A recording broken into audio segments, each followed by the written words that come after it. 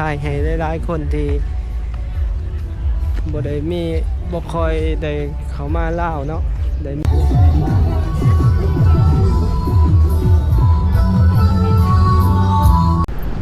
โอ้แถวนี้ปูทางแล้วล่ะ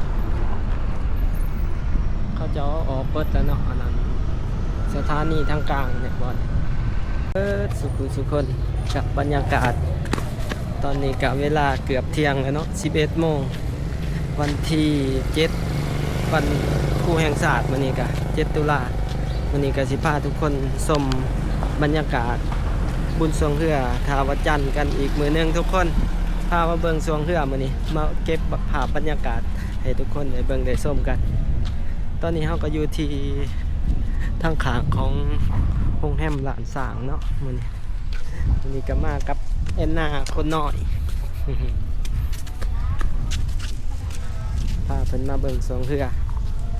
พาทุกคนเก็บภาพบรรยากาศความมวลซื่นของบุญประเพณีประจำปีทุกๆปีเนาะโอ้อยู่นี่เขาเจ้าก็มาเฮ็ดมีการก่อสร้างเนาะอยู่บอนนี่สวนจะฟางอมนี่ก็อยู่ข้างโรง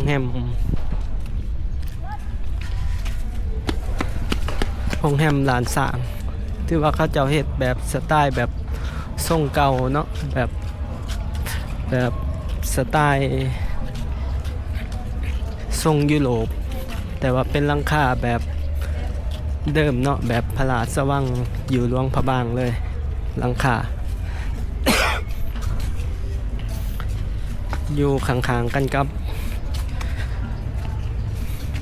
บธนาคารการค้าต่างประเทศลาวเนาะ BCEL ถือว่าเป็นสำนักงานใหญ่ของธนาคารการค้าทุกคนทางหนาเฮานี้เนาะนี่ก็เป็นเครื่องเขาจะมาขายอยู่นี่มีข้าวหลามปิ่งไก่เนาะไผมาโซนนี่สามารถมาซื้ออยู่นี่ได้ข้าวหลามก็สิประมาณบังละ25บังละ25,000เนาะ25,000 30,000บอนสัตว์ปุ่มเป่าลงไปทางไหนก็จะเป็นบูธโฆษณาสินค้าต่างๆแต่มื้อนี้ก็สิบ่ได้ย่างลงไปทางนั้นพาทุกคนออกมาทางนี้เนาะเลาะไปทางเขาไปทางแถวเขาเจาะสวงเรือนี่เขตนี้เขาเจาะเฮ็ดใหม่เบิดเนาะสวนบอนนี่น่าจะเฮ็ดให้มันเป็นเขตของโรงแรมหลานสางเนาะสำหรับบอล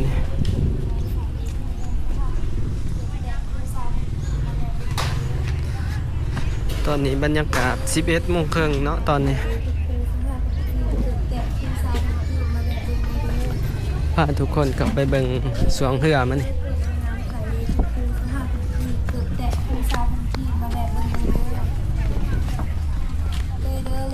ตอนแรกนี่ก็สิเป็นงานลอยกระทงเวียนเทียนเนาะตอนแรกถือว่าคนสิร้ายเป็นพิเศษในตอนแรกบ่แม่นใส่ก็สิบ่ได้เข้ามาเพราะว่าบ่อยากเข้ามาแย่กับเขาใส่ของกินใส่หมูเขาจะปิ้งอาหารแบบเล่าๆเนาะโดน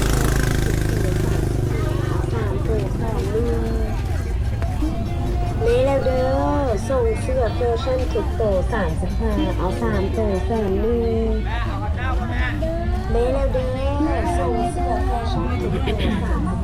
โต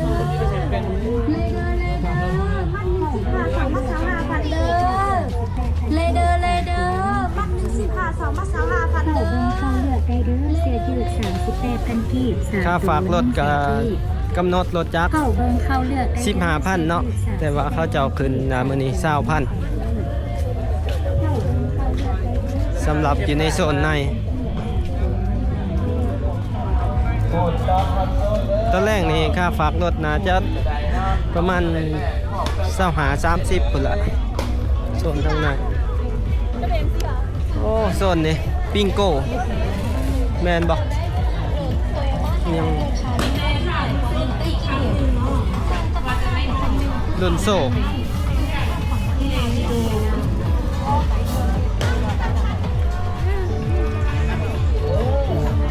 โซบี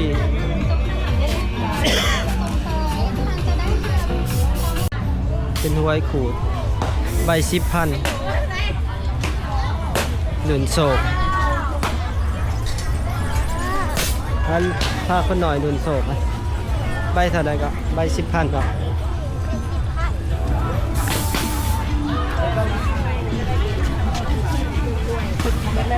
ใบเท่าไรก็ใบนึก10 บาทเอาจากใบลองมึงบอ ลองใบเอาใบเดียว ใบเดียวอะเบอร์ในเด้อพอเด้อใบนึก10,000 กีบเจอฮูมเนี่ยเราได้ไปเลยเท่าละวัน คนหน่อย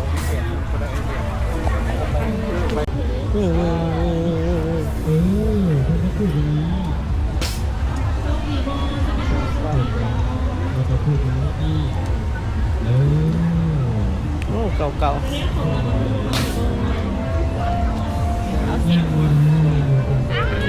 เจอตัวสัตว์เด้อแม่เจออันนี้ให้น้องเด้อแม่เอาเท่าละวันนี่นะ แง่บ่ได้ยัง บ่มี ไป ยังไม่ได้ไปที่สเต็กอาจจะได้รถใหญ่ก็ได้นะฮะ บ่ได้ตัวยัง จะได้ครับ ต้องพระเจ้าเอ้ย เอาอะไรเนี่ยล่ะ เอาอันนั้นเอาเพิ่นไป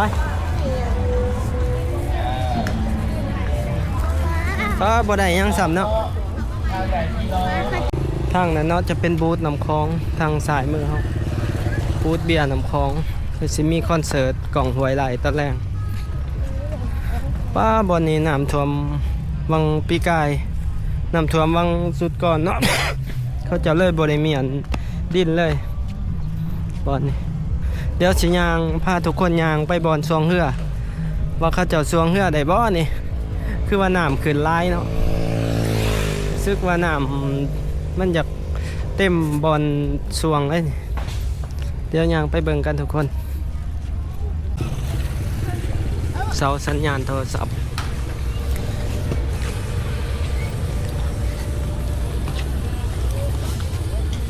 บูว่าเขาสวงหรือบ่มานี่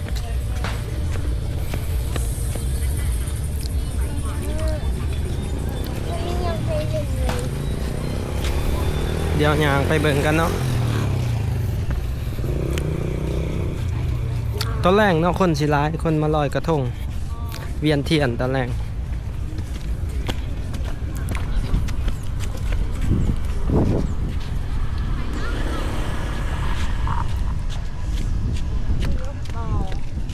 มื้อนี้แค่นี้อากาศบ่ร้อนทุกคนบ่มีแดดเนาะเนื่องจากช่วงนี้มันยังมีช่วงพายุทุกคน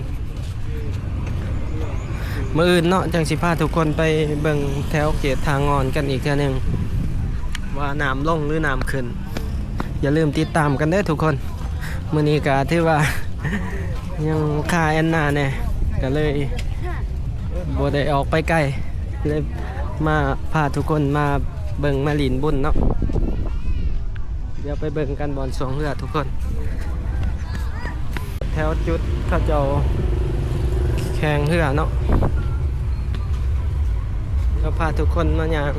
รอเบิ่งโซนนี่มืออื่นเนาะจะเป็นมือสุดท้ายมือซิ่งชนะเลิศมือนี้นะจะเป็นหอบคัดเลือกหรือว่ามีบางคู่ที่ซิ่งเนาะน่าจะเป็นเฮือนยิ่งบอหรือว่ามีบางคู่ที่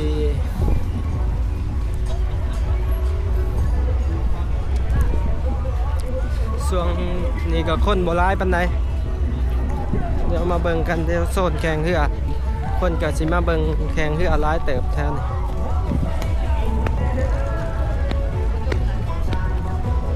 นี่เนาะบอลหนามแข่งเรืออันนั้นนะก่อนจะสายค่ะนะส่ง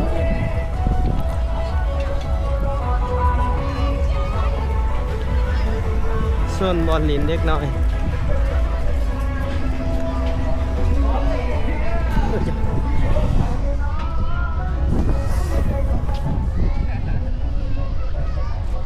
เขายังบ่ทันแข่งเลย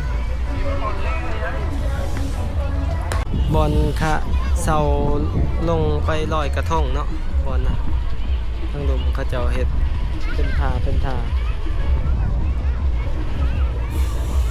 ปูไม้แบบชั่วคราว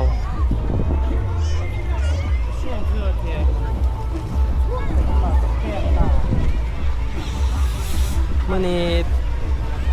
น่าจะเป็นหอบคัดเลือกทุกคนมื้อนี้น่าจะเป็นมื้ออื่นเป็นหอบสิ่ง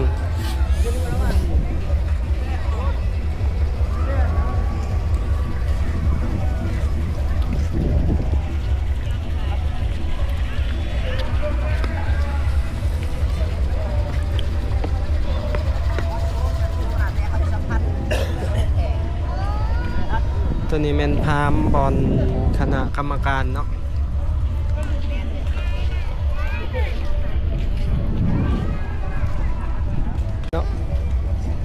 เดี๋ยวพาทุกคนย่างไปเบิ่งโซนอื่นวันที่7เหมือนตอนนั้นเวทีกลางแสดงศิลปะนะจะมีการแสดงตอนแรกแล้วก็บรรยากาศบอลเนี่ย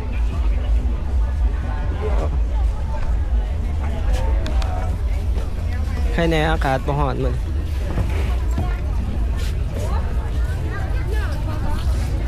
คนกะ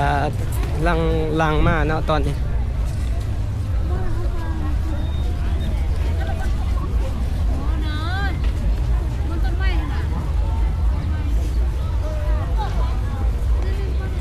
ตอนนั้นอเมซอนเนาะมันนี่อเมซอนขายดีขนาดอยู่อเมซอนสาขาท่าวัดจันทร์มันนี่เนาะ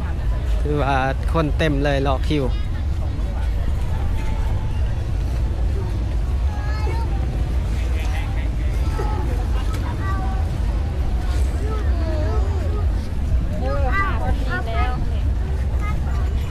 เต็มแบบบ่มีบนนั่งเลย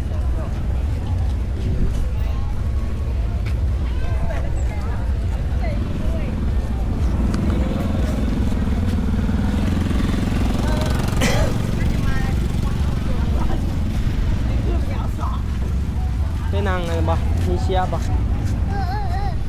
คุณมีเชียร์อีเทลไปย่างไปครับ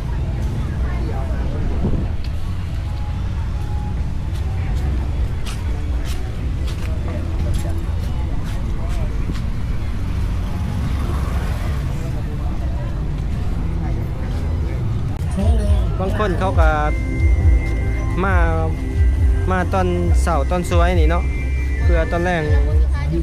เขากับชิโบมานะเพราะว่าตอนแรกคนมันสิร้ายเดี๋ยวเขามาเบิ่งวัดก่อนก็ลูกเข้านะมาเบิ่งวัดจันทร์ก่อนทุกคนตอนนี้เขาจะปูอัสพานใหม่เนาะปูลานวัดใหม่เป็น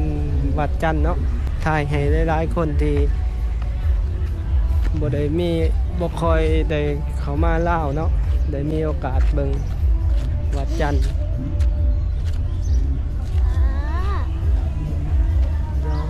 เบิ่งซิมเบิ่งโบสถ์ก่อนเขาได้บ่เบิ่งวัดจันทร์เนาะ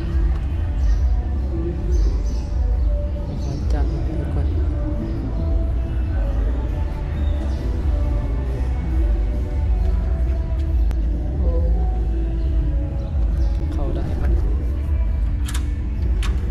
จะล็อก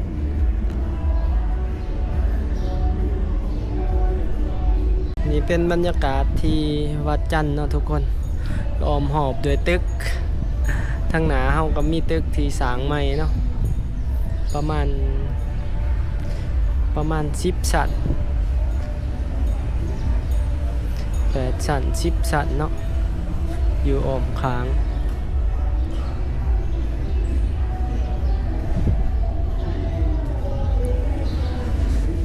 ส่งเสาใหญ่เลย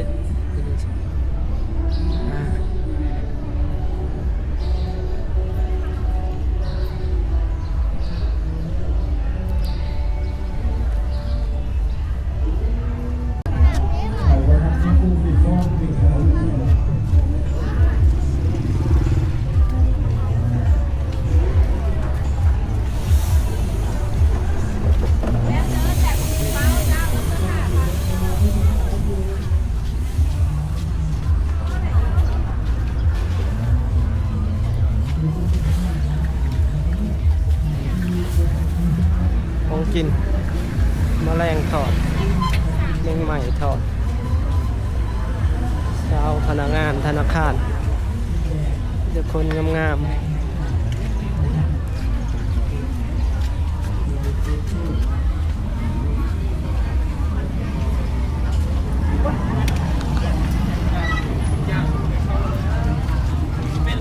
กินมันไปเกือบไปย่างเลย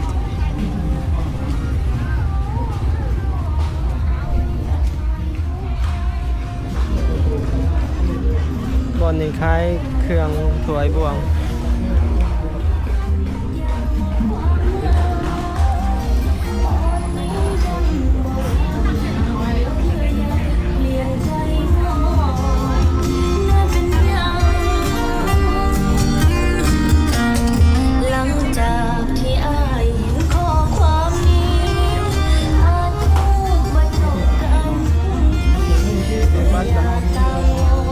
มาซื้อบัตรเติมเงินก่อนบิ๊กซี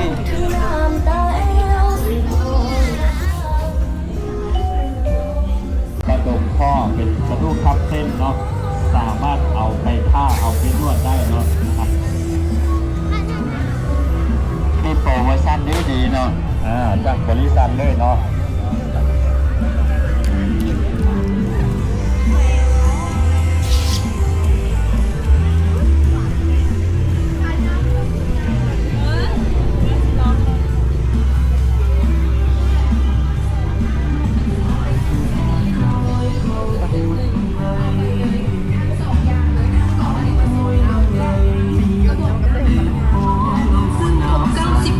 เท่านั้น71หับไปเลยก่อนสายส่งเอกสูงหัววันถึงแม้วิญญาณเหล่านั้นโบกิดกันนาทีมอบมอง มีเสียปิดเขาจะปิดลูก เป็นคำเทศโอนที่น่าจะบอกทำโนนแค่แล้วไฟเขาจะเดี๋ยวขึ้นเต้ารถเดี๋ยวป๊าสิพาไปกินบนอื่นโอ้ข้าวคลายเครื่องตัวทะเลเด่น35,000เครื่องลายขนาดแค่สันค้าเงาเครื่องเล่ตัว3540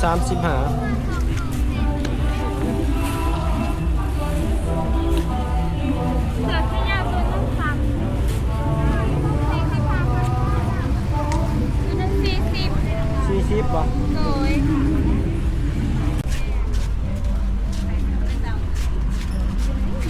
บรรยากาศเนาะช่วง12 โมงทุกคนท่าน12 โมง1 โมงเลยเนาะ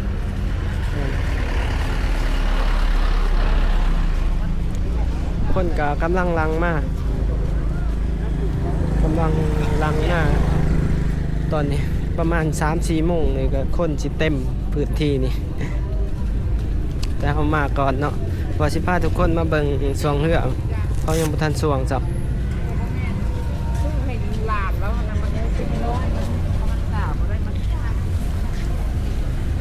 ก็สิเป้ารถขี่ออกไปแล้วทุกคนมันพาทุกคนขี่เบิ่งรอบหอบเนาะเบิ่งบรรยากาศกันหน่อยหนึง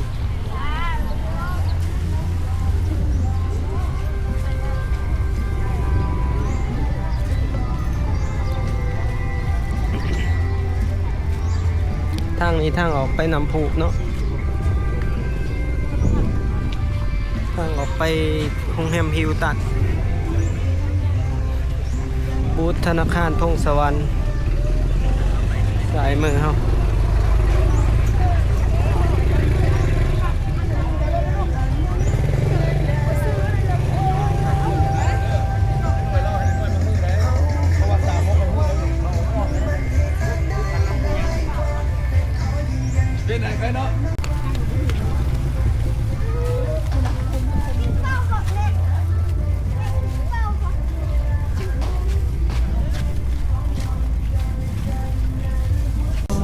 ตามเส้นทางเนาะ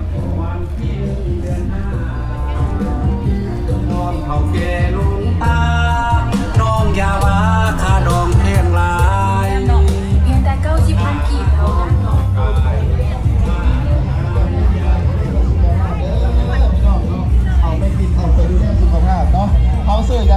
ก็ซื้อเบียร์ก็ได้สุขภาพคือกันซื้อเหล้าก็ได้สุขภาพคือกันแต่ว่าซื้อประเภทนี้ว่าจะได้สุขภาพคือกันแต่ได้ดีเนาะ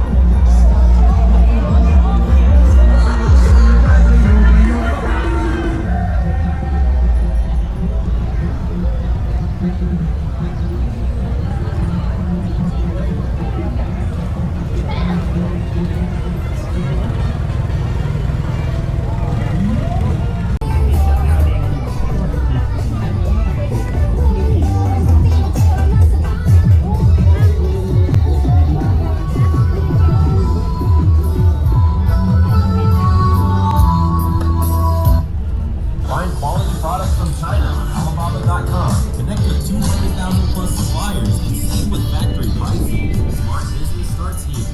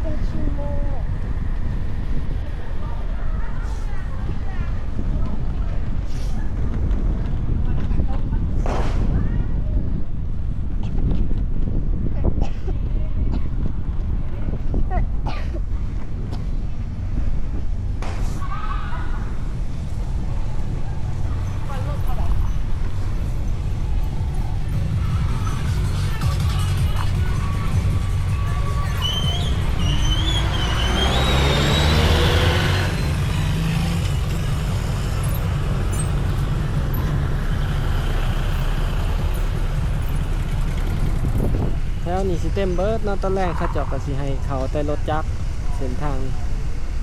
ถนนเศรษฐา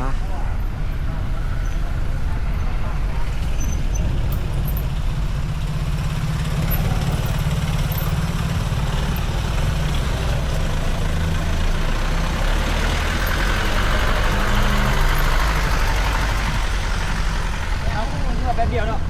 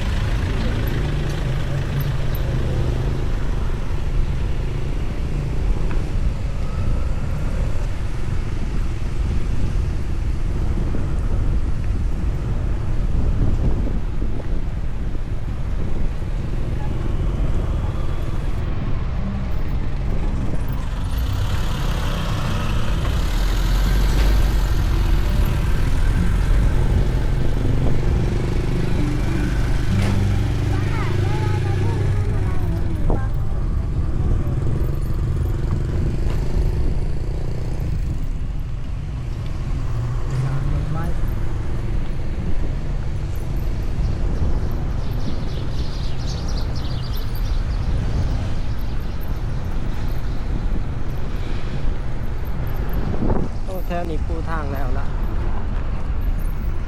เขาจะเอาออกเปิดแล้วเนาะอันนั้นสถานีทางกลางเนี่ยบอล